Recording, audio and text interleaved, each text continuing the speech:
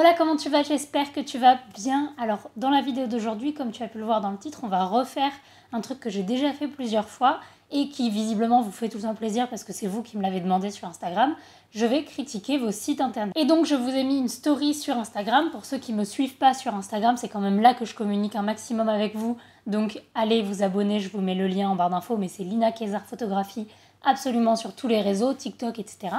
Et donc, je vous ai mis une story pour vous demander de m'envoyer vos sites internet pour que je puisse faire une critique aujourd'hui.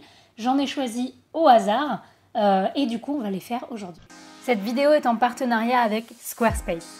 Squarespace, c'est une plateforme d'hébergement et de création de sites internet qui vous permettra de faire un portfolio en ligne et un site professionnel, élégant et efficace. Squarespace a des dizaines de templates de qualité pour vous faciliter la création, que vous soyez photographe, modèle, maquilleur ou autre. Et en seulement quelques heures, vous pourrez créer un site qui vous ressemble et que vous pourrez customiser à chaque étape. Non seulement Squarespace vous permet d'avoir un beau site, mais en plus, grâce à l'aide marketing et l'accompagnement sur le référencement et le SEO, vous aurez également un site efficace. Vous pourrez également partager du contenu de votre site internet directement sur vos réseaux sociaux, ce qui vous fera gagner du temps. Si vous souhaitez créer votre site internet avec Squarespace, allez sur le lien squarespace.cu.net/linakézardphoto où vous avez le lien en barre d'infos. Alors c'est parti, on va commencer avec le premier site. Le site c'est Just Go Shoot Happy, c'est le même compte Instagram, donc on va regarder tout ça en profondeur. Premièrement, j'aime beaucoup le style épuré et voilà, la page d'accueil, le fait qu'on rentre directement dans le vif du sujet, je trouve ça vachement bien. Tu as utilisé les mêmes couleurs, je vais te tutoyer, hein. Tu as utilisé les mêmes couleurs que pour ton logo, donc on s'y retrouve, on voit un petit peu ton identité de marque, donc ça c'est impeccable. On comprend tout de suite que tu es photographe parce que même si on ne la voit pas dans tout l'écran, mais on voit qu'il y a une galerie qui défile, donc ça c'est bien. Je vous ai déjà dit que c'était super important que comme vous êtes des photographes, la première chose qu'on doit voir sur votre site c'est vos photos. Donc là on voit certes le logo, le slogan, mais il y a aussi écrit photographe et on voit les photos qui défilent, donc on a envie de descendre, donc ça c'est impeccable. Donc pour l'instant je vais descendre et ensuite je ferai page par page. Donc là il y a une galerie, je trouve ça bien qu'elle soit pas trop lente, parce que le problème avec les galeries c'est que c'est une bonne idée d'en mettre parce que c'est un peu interactif, mais il y a une photo de toi, ça c'est trop cool. Mais quand c'est long, vraiment personne va regarder jusqu'au bout, alors que là c'est vraiment un bon rythme, donc impeccable. Découvrez mon univers, donc là il y a une présentation un petit peu de ce que tu fais, de ton univers, etc. C'est super. J'aime bien le format un petit peu blog. Moi je pense faire ça aussi peut-être sur mon site, je vais peut-être le modifier parce que je trouve ça vraiment sympa le fait qu'on puisse juste dérouler, scroller un petit peu comme sur les réseaux sociaux et ça permet de ne pas avoir à faire des navigations de page à page. Donc je trouve ça super intéressant et si vous hésitiez à faire ça sur votre site, moi je pense que c'est une très bonne idée. Donc, je descends. Là, on a une première petite galerie également. Alors, je pense que c'est... Je ne sais pas si c'est une galerie de tes catégories. Non, je pense pas. Non, c'est juste une galerie. Ok. Donc, je pense que c'est peut-être tes meilleures images ou ce qui représente le plus ce que tu fais. Mais en tout cas, c'est bien d'avoir remis un petit peu de photos ici. D'accord. Pour voir davantage de mon portfolio, cliquez ici. Impeccable. Prestations. Tu as mis directement dessus les tarifs. Donc, ça, c'est toute une vidéo que j'ai fait là-dessus, sur est-ce qu'il faut mettre ses tarifs sur son site internet ou pas. Moi, je trouve que ça dépend des catégories de photos que vous proposez. Pour la photo de particulier, je trouve que c'est une bonne idée. Donc, du coup, je trouve ça très bien que tu les aies mis. Donc, il y a les tarifs. On peut réserver directement sur ton site. Ça, c'est vachement bien. Alors, je vais voir comment on fait. Donc, je vais voir si c'est intuitif pour le client. Je me mets à la place du client. Là, je veux cliquer sur « Réserver photo de CV ».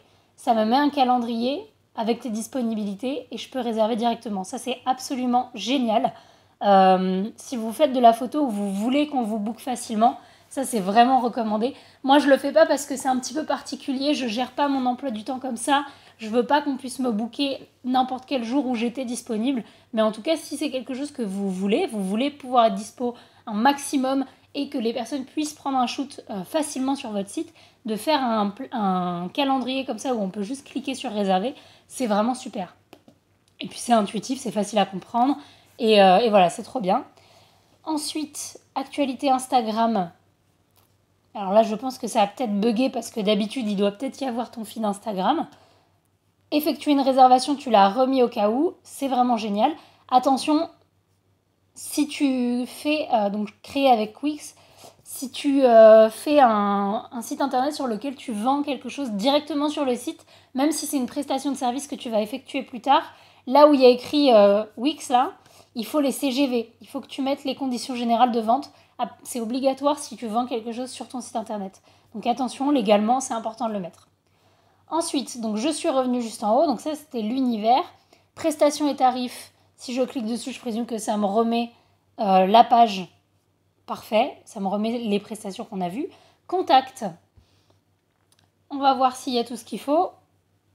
Parfait. Franchement, là, pour l'instant, impeccable. Hein, rien à dire. Le contact, tu rappelles ton mail, tu mets ton Instagram pour dire qu'on peut aussi te contacter via ça et tu mets un formulaire de contact direct. Donc impeccable. Tu mets aussi ta localisation, donc ça c'est bien si visiblement tu fais de la photo sociale, les gens ont besoin de savoir où vous êtes. Ça c'est un petit détail que j'ai pas trop dit dans les autres vidéos, mais si vous faites de la photo pour les particuliers, un des critères les plus importants pour eux quand ils vont booker un photographe, c'est que le photographe soit pas trop loin de chez eux. Donc si vous pouvez mettre la localisation, c'est un plus. Si vous savez pas la mettre comme ça, allez demander à Just Go Shoot Happy, mais sinon vous pouvez juste mettre l'adresse sur une ligne et c'est très bien aussi. Ensuite, on va aller sur Instagram. Donc ça me met directement sur ton Instagram ou ça le... Ouais, voilà. Je pense qu'il y a un petit bug sur le site, tu feras gaffe sur ça. Mais du coup, on voit pas le feed Instagram, mais c'est pas très grave, mais c'est une bonne idée de l'avoir mis. Et enfin, le portfolio, ce qui m'intéresse le plus. Pour moi, je l'aurais peut-être mis avant prestations et tarifs, tu sais, dans la ligne. Moi, je l'aurais mis entre l'univers JGSH, pardon, je suis un peu dyslexique là sur le coup, et prestations. Je l'aurais mis entre les deux parce que pour moi, le portfolio, ça reste la chose la plus importante. Si on te book en tant que photographe, c'est parce qu'on aime tes photos. Donc, je l'aurais mis à cet endroit-là, mais c'est vraiment un détail. Et on va cliquer sur portfolio. Et on a enfin ton portfolio. Alors, la taille des images est peut-être un tout petit peu petite des fois parce que voilà, ça dépend en fait. Quand on met un portrait, il va être grand, mais quand on met un paysage, il va être tout petit. Donc, c'est un peu dommage. Et moi, ce qui m'embête là, c'est que je vois que ton portfolio, il y a tout en un. Alors, c'est peut-être parce que tu as pas beaucoup de photos pour l'instant que tu as décidé de faire ça.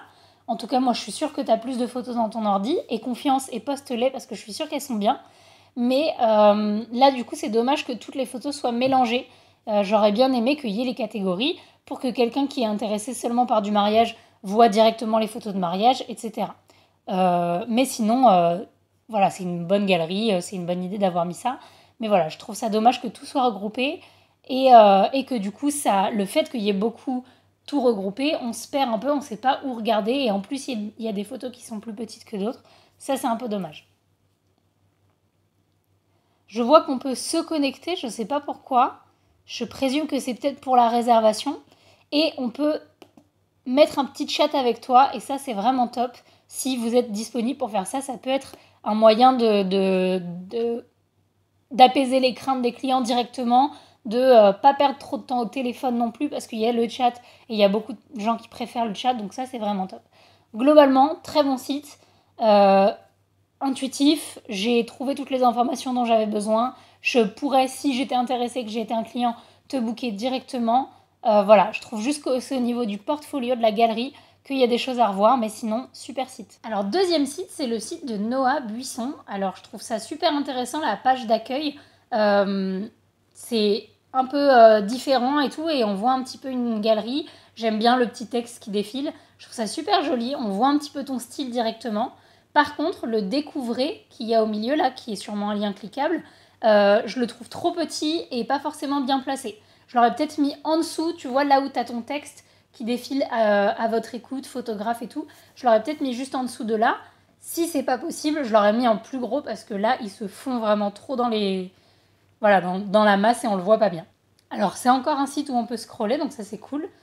Et donc, on va tout de suite dans le vif du sujet. Donc, là, on a ton logo, accueil, qui suis-je, mon travail, me contacter. C'est les catégories qu'il faut, il n'y a pas besoin de plus. Impeccable.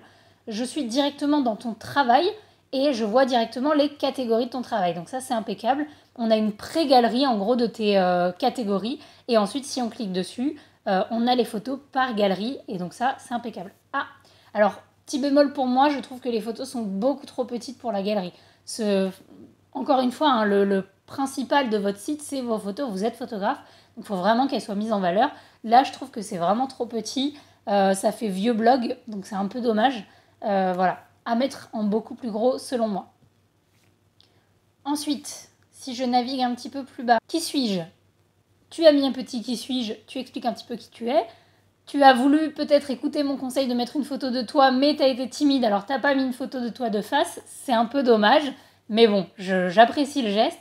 Mais idéalement, mettez une photo de vous où on vous reconnaît un minimum. Je vous ai expliqué pourquoi, mais je le redis.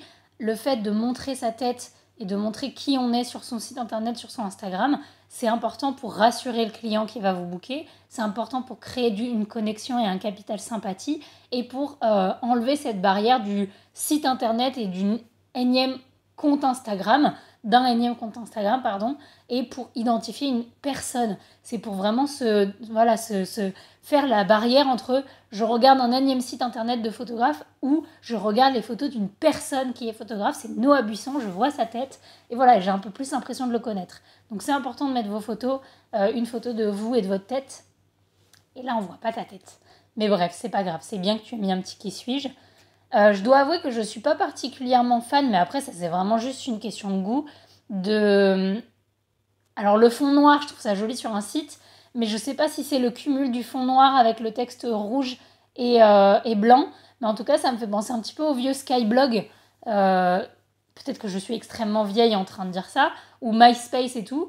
Mais voilà, moi ça me fait penser à ça, donc je trouve ça peut-être un petit peu moins plaisant à regarder ou qualitatif.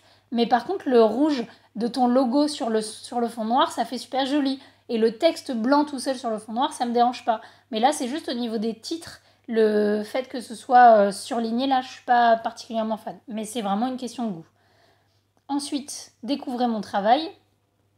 Donc là, tu remets un petit peu différentes choses que tu fais. C'est cool. Et ton contact.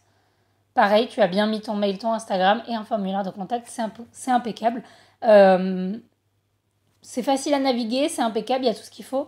Je trouve que tes photos devraient prendre une plus grosse partie de ton site et juste la galerie n'est pas assez grande pour moi. Mais sinon, c'est impeccable. Et enfin, dernier site, parce que je pense que la vidéo va être trop longue sinon. Dernier site, Joe Johan Knoster. Oui, je pense que c'est comme ça que ça se prononce. En tout cas, si c'est pas comme ça, tu me corrigeras. Donc, on rentre directement dans le vif du sujet. On a le logo que je trouve super simple, épuré, mais joli. Dans la page et ensuite quand on scrolle on vient scroller par dessus le logo, donc ça c'est très joli, enfin c'est sympa, voilà, j'aime bien. On a directement tes galeries, tes catégories et ensuite on peut naviguer dessus en cliquant, donc je vais juste cliquer au hasard pour voir à quoi ça ressemble la galerie. Donc on a ta galerie, super, pareil, je pense que c'est la même critique pour beaucoup d'entre vous. Je trouve que des fois les photos sont trop petites. Alors je sais que si on clique dessus on les voit en plus gros, mais je sais pas, je trouve que c'est trop petit sur l'écran que je vois, donc c'est un peu dommage. Ensuite je reviens en arrière, mais sinon la mise en place et tout c'est super joli, la mise en page et tout. Ensuite je descends un peu, donc là il n'y a que ça, c'est directement juste les informations. Ensuite mon histoire. C'est sympa d'écrire un truc sur votre histoire, sur comment vous êtes venu à faire de la photo et tout. Je trouve ça vraiment sympa. Alors, là, c'est au niveau de la police d'écriture que je ne suis pas fan. Depuis le début, depuis le début du site. Ouais, encore moins sur celle-ci. Je trouve que la police d'écriture fait vraiment document Word ou alors présentation PowerPoint de lycée. Je suis désolée, si je suis méchante, c'est pas mon but. Mais vraiment, je trouve que la police est pas qualitative et représente pas la qualité de ton travail. Donc voilà, je pense que ce serait bien de changer de police d'écriture. Là, mon histoire, je pense que c'est du Arial ou un truc comme ça. Essaye de prendre un truc qui te représente un petit peu plus. Peut-être une police qui ressemble à celle de ton logo, je sais pas. Pareil pour les tarifs. Là, la police de portrait lifestyle, c'est vraiment une police cheap de BD, quoi. Enfin, je trouve vraiment... Et c'est la même police pour le 125 €. Vraiment, je suis pas fan. L'association des polices ensemble, je trouve que ça fait vraiment document PowerPoint ou Paint et c'est pas qualitatif, quoi. Conditions générales pour les tarifs que tu as mis. C'est bien d'avoir mis les tarifs directement dessus. Attention, moi je vous conseille, ça c'est pas pour les sites internet, c'est pour les tarifs, mais je vous conseille quand vous mettez vos tarifs sur vos sites, de mettre un petit astérix et de mettre tarif indicatif, parce que il se peut que, je sais pas moi, la personne ait envie de quelque chose qui soit pas exactement ce que vous voulez. Donc par exemple là tu as mis séance d'une heure, post-production, 5 photos retouchées, 30 km. Si elle avait envie d'une heure et demie ou de 10 photos, au moins vous savez que vous pouvez lui proposer quelque chose de plus élevé en tarif et que ce sera pas ça et qu'il n'y a que cette offre et c'est tout quoi. Donc moi je mettrais une petite astérix, tarif indicatif et devis personnalisé ou un truc comme ça pour que la personne comprenne que ça c'est le tarif de base, mais ensuite vous pouvez l'adapter à la demande. Et ça vous fera signer avec plus de clients parce qu'il y a des clients qui juste vont voir que vous faites 1 heure 5 photos, ils vont se dire ah merde moi je voulais 1 heure et demie, tant pis je passe à quelqu'un d'autre. Alors que si vous aviez mis la petite astérix qui signifie que vous êtes ouverte à d'autres prestations et que vous allez discuter du prix avec eux, ça vous permet de signer plus de clients. Donc voilà, et ensuite contactez-moi. Contactez-moi, c'est un formulaire de contact. Attention, remets bien une adresse mail ou un numéro de téléphone, peu importe, mais il se peut que le formulaire de contact ne fonctionne pas, ça arrive sur des sites, et donc tu perdrais les clients qui étaient venus à ce moment-là sur ton site. Donc n'oublie pas de mettre quand même un contact autre que le formulaire. Et par contre, je n'ai pas vu de photo de ta ganache. Donc, dans le à propos où tu parlais un petit peu de toi, de ton histoire, je mettrai une petite photo de ton minois. Voilà, c'est tout pour la vidéo d'aujourd'hui. J'espère que ça t'a été utile parce que la plupart des conseils que je vais donner sur un site sont généralement applicables sur le tien. Donc même si j'ai pas critiqué ton site dans cette vidéo, prends quand même les conseils et je suis sûre qu'ils seront applicables. Et sinon, tant pis, ce sera pour la prochaine fois parce que vous inquiétez pas, je vais refaire ce type de format, peut-être même en live si ça vous intéresse parce que j'en avais fait une fois en live. Donc voilà, ça, dites-le moi en commentaire si ça vous intéresserait d'avoir des lives là-dessus. Je rappelle que cette vidéo est en partenariat avec Squarespace.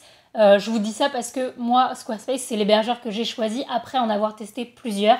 Là, je vois que dans les sites, il y avait du Wix.com. Moi, j'ai testé Forma.com, Wix, WordPress et Squarespace. Et c'est Squarespace que j'ai vraiment préféré. Donc si je vous parle d'eux, c'est pas que parce que c'est sponsorisé, parce que c'est moi qui suis allée chercher ce partenariat, parce que je crois vraiment que c'est les meilleurs dans ce domaine. Enfin, en tout cas, c'est ceux que j'ai préférés. Donc voilà, si vous êtes intéressé pour créer un site Squarespace, je vous mets le lien en barre d'infos. Sur ce, comme d'habitude, mettez un pouce sur la vidéo si elle vous a été utile. Ça aide vraiment l'algorithme de YouTube et la chaîne à se faire voir, etc.